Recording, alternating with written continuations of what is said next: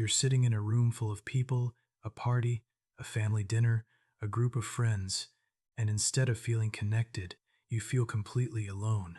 Not just quiet, not just tired, actually deeply alone. And the worst part is, you can't explain it because by every external measure, you shouldn't feel this way. The people are there. The conversation is happening, but something isn't reaching you. This experience is more common than most people admit, and psychology has a very specific explanation for why it happens. Reason 1. There is a difference between being surrounded and being seen, and your brain knows it. Human beings don't need proximity to feel connected. They need to feel understood. When you're in a room full of people having surface-level conversations, talking about nothing that actually matters, performing versions of themselves rather than showing who they really are, your brain registers the lack of real connection immediately. It doesn't matter how many people are physically present. What your brain is measuring is whether anyone in that room actually sees you, knows what you're thinking, understands what you're carrying. And when the answer is no, it sends up the same signal it would send if you were completely alone.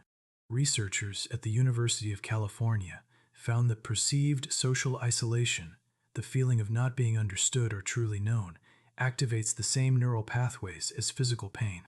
Your brain doesn't distinguish between being alone in an empty room and being unseen in a crowded one. Both register as a threat.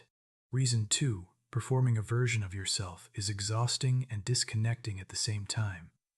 In most social situations, you aren't fully yourself. You're a filtered, adjusted, socially acceptable version of yourself. You laugh at the right moments, avoid topics that might make people uncomfortable, present the version of you that's easiest to be around. And while that performance is happening, the real you is watching from somewhere, just behind your eyes, waiting for a conversation that actually goes somewhere, waiting for someone to ask something real, waiting to feel like the mask isn't necessary. That gap between who you're performing and who you actually are is where loneliness lives. The more that gap grows, the more surrounded you can be while still feeling completely invisible. Reason 3. Deep thinkers and highly sensitive people experience this more intensely, and there is a reason why. If your brain processes things at a deeper level than average, small talk isn't just boring to you, it's actively unsatisfying in a way that's hard to explain to people who don't experience it. You're capable of conversations that go somewhere real.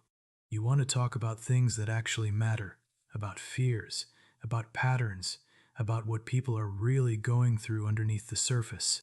But most social environments aren't built for that. They're built for comfort, for ease, for keeping things light. So you show up, participate, laugh at the right moments, and leave feeling somehow emptier than when you arrived, because you were present for the whole thing but connected for none of it.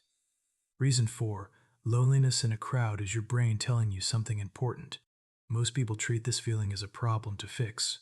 Something wrong with them, a sign they're too much or too difficult or impossible to truly connect with. But that's not what it is. It's information. It's your brain telling you that the connections available in that room aren't matching what you actually need, that you're hungry for something more specific than what's on offer. The people who feel most alone in crowds are often the ones capable of the deepest connections. They just need the right environment and the right people to feel it. So the real question isn't what's wrong with you. The real question is, when was the last time you were in a conversation where you didn't feel the need to perform at all?